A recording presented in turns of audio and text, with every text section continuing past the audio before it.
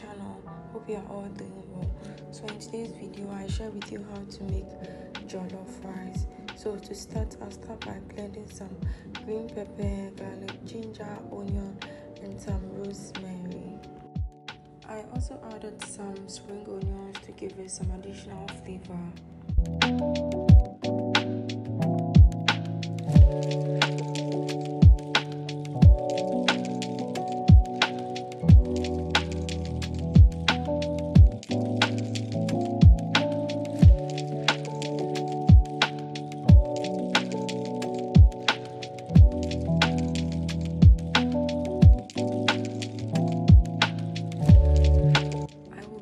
Some goat meat to complement the jollof, so I'll go ahead and scoop some of the blend, add some goat mix spices and then a little bit of salt, add enough water, a reasonable amount, and then go ahead and put it on fire.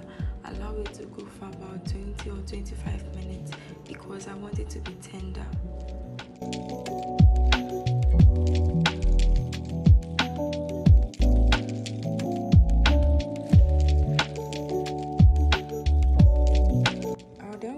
Cut my tomato into normal shapes. It doesn't have to follow a particular sequence because we are going to blend it and use it.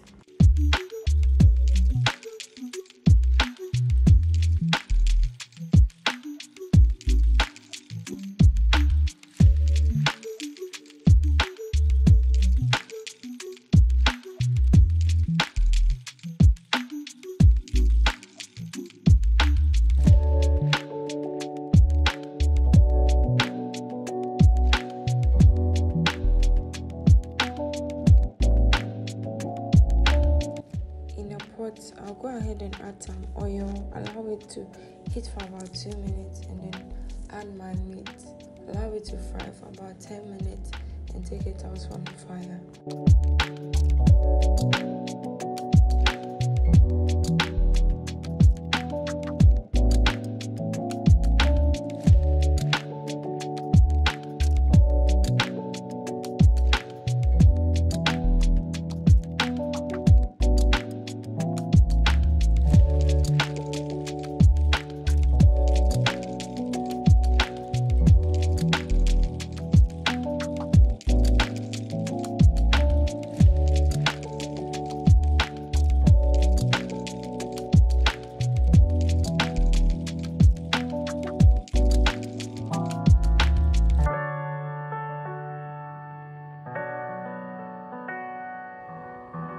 Then go in with some bay leaves, allow it to fry for about 1 minute and then go in with my chopped onions, allow it to fry till golden brown and add some tomato paste, allow it to cook for about 7 minutes.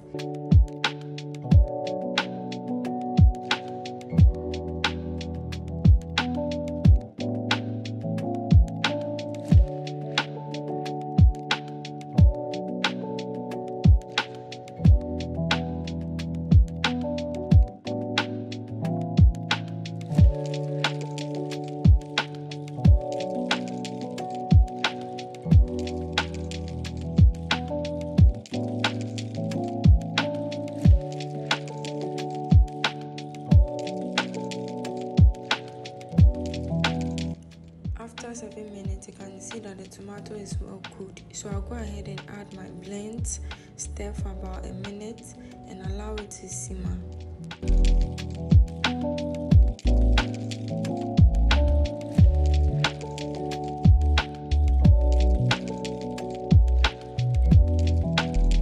So after some time, you will see that it has simmered very well. I'll go ahead and add my fresh blended tomato into it. Stir for an additional 1 minute and allow it to simmer.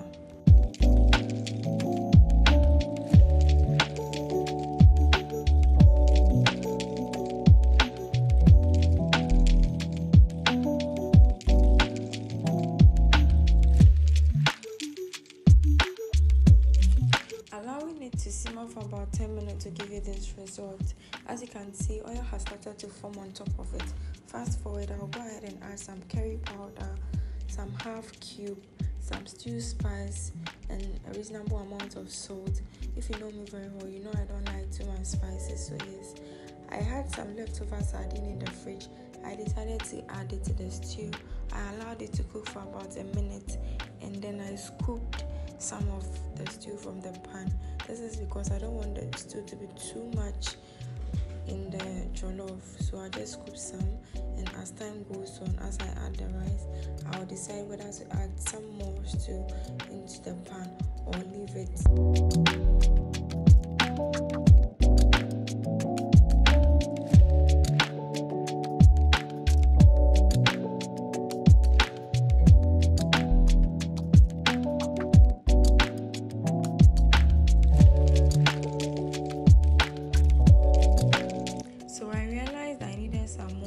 So I went ahead and added some stew. I stirred for about a minute, and I added the goat stock. With this, you can decide to cover it like this, but I wanted my jollof to be soft, so I added some more water, and then I covered it and I allowed it to cook for about 10 minutes.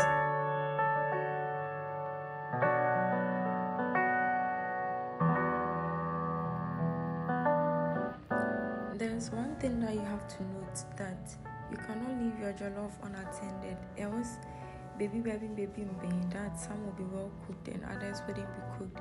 I went ahead to add some macaroni or spaghetti, and then I stirred for about a minute, covered it and allowed it to cook for an additional 10 minutes.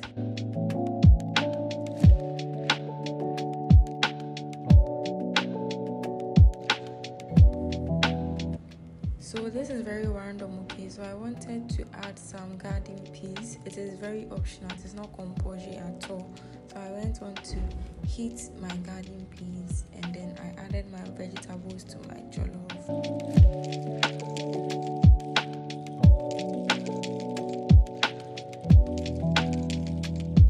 So I don't want my vegetables to be soft, so I went ahead to add my heated garden peas. Don't boil it. If you want to use the garden peas, just heat it. And then I added my goat's meat as usual, and then I stirred.